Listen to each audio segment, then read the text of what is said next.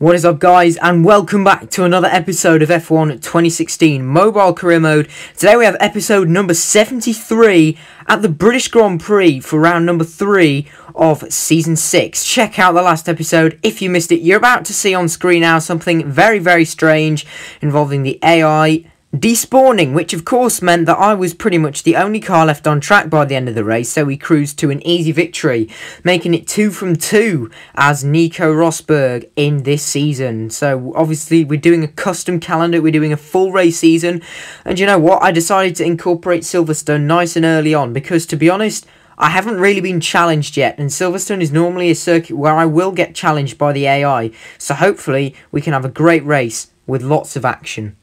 Welcome to Silverstone, home of the British Grand Prix. This iconic track held the very first World Championship Formula One race back in 1950, and it's a firm favourite amongst the fans and drivers alike.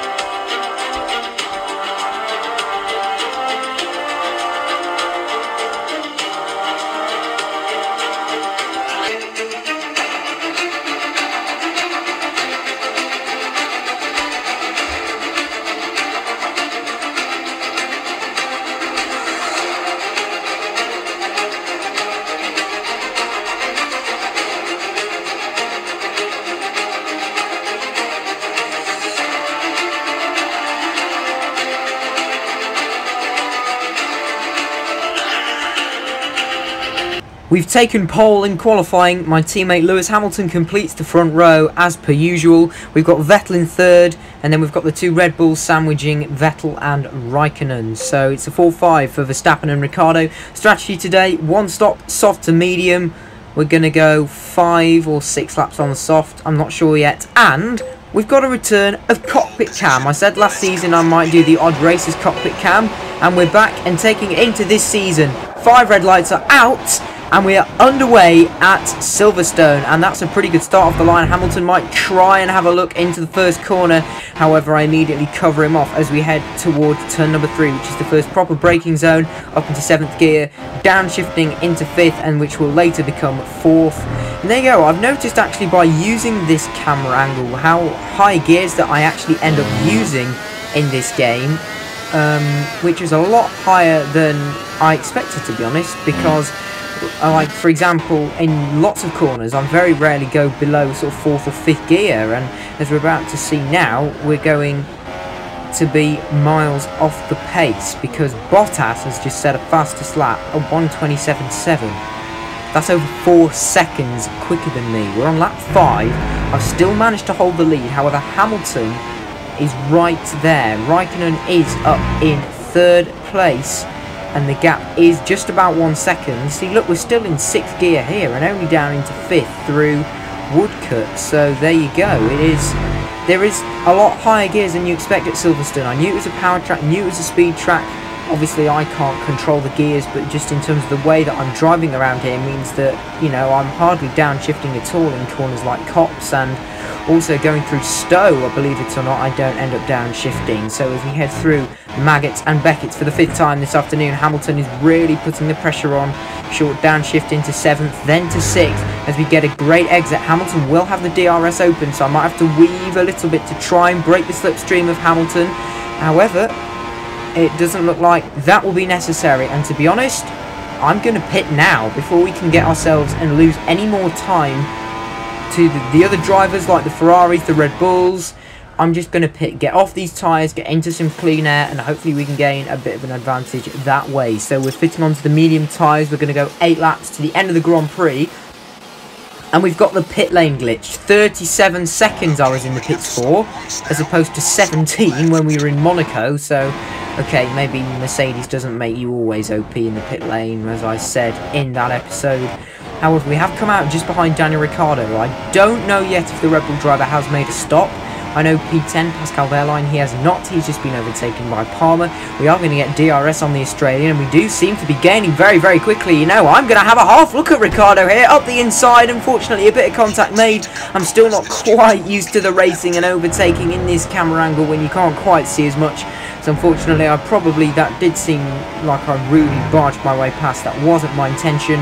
He's now on lap 7, have caught up to the second Red Bull, of Max Verstappen, as we are following Verstappen through the final couple of corners out onto the Hamilton straight to begin lap number 8.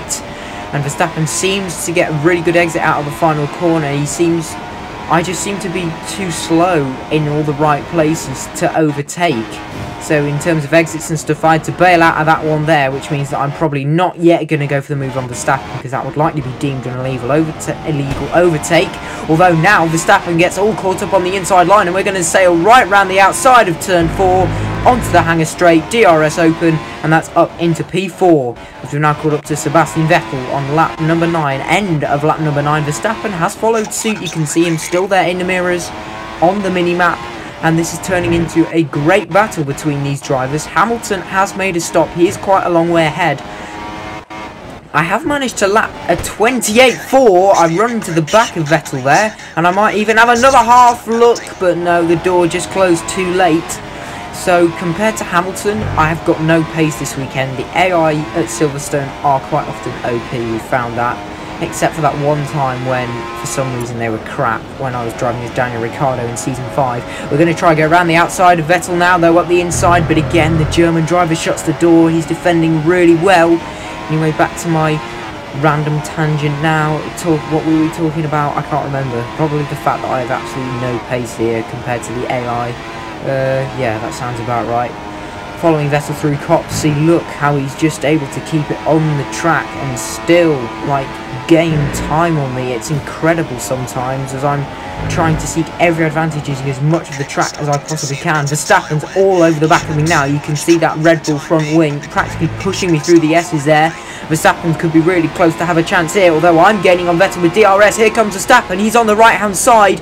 We were almost going to be 3 wide there, but unfortunately the gaining speed for me on Vettel wasn't quite enough. Verstappen stuck his nose in, but I managed to hold it round the outside, and now I might go for the dive bomb on Sebastian Vettel round the outside, switch to the inside line. Is Vettel still there on the outside? Yes, he is.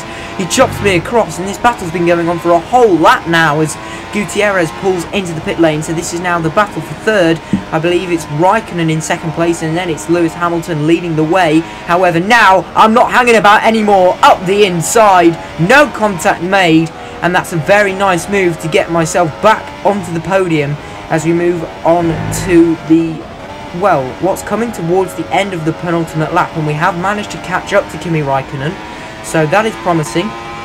I did set my personal best lap on a set of medium tyres, which is astonishing, to be honest. I'm fairly sure I did, but I just seem to have really been able to catch up to the likes of the Ferraris during this stint, a lot more than I did when I had the soft tyres. I think they wore out quite quickly, which meant that I wasn't able to extract the best performance from them, and why I wasn't able to drop Hamilton. I accidentally made a bit of contact with Raikkonen there, as we are now beginning the final lap of the race. Somehow I was 4 seconds slower in the final sector. I don't know how that happened. But yeah, look at that. Raikkonen just seemed to run away through turn 1. This is one of my favourite overtaking opportunities at Silverstone, is to try and go for this dive bomb here. I've made more contact with Raikkonen, one more collision, and I will be getting a 3-second time penalty, and then that will likely drop me off the podium, as Vettel is still lurking there like a hungry fox, waiting for either myself or the Iceman to make a mistake as we go into Brooklands, and then it will be into Woodcote. I'm going to try and go around the outside, but I just, again, the tyre wear's kicking in too much. I don't have enough overspeed to make it happen as we go down towards the old pit lane. It doesn't look like it's going to be, and although we started on pole, Raikkonen's really pulled away as we head through Stowe for the final time, and it's only going to be P3 at Silverstone, unfortunately. However, Sir Lewis Hamilton has been night and day ahead of the opposition here today, and he takes yet another victory at the British Grand Prix. I've gone wide through the last corner. That could put me at risk of losing my place on the podium, but thankfully we don't. And Vettel was not quite close enough to capitalise on my error, but still, that was the first test, and I think we passed. Although we didn't win the race, I'm still pretty pleased with that performance. We seem to have pretty good pace on the second stint, which is promising to see at a track where the AI are very strong. There's the results. Hamilton, Raikkonen, Rosberg is your podium. Then Vettel, Gutierrez P5, 6-8 for Red Bull, Hulkenberg P7, Button getting more points for McLaren, and Felipe Massa completing the top 10. Nobody was lapped today, interestingly, not even by Hamilton, so it seemed to be a much closer race than we usually get. We normally have some stragglers who get lapped within sort of 5 or 6 laps, certainly.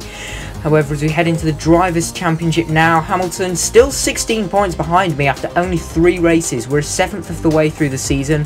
The Ferrari's very much the second best team at the moment, ahead of Red Bull, so we do need to keep half an eye on them. They could be dark horses as the season progresses, and they can, in the constructors, of course, we're miles ahead. We've got no pressure on us whatsoever. 34 points to Ferrari, and Red Bull even further behind. They are holding down 3rd place pretty nicely, and it's McLaren still holding on to 4th, which is interesting. That's it for today's video. If you enjoyed it, please be sure to like, share and subscribe. Don't forget to follow me on Instagram or join my Discord server. Both links are in the description below, and I'll see you guys on next time. Goodbye.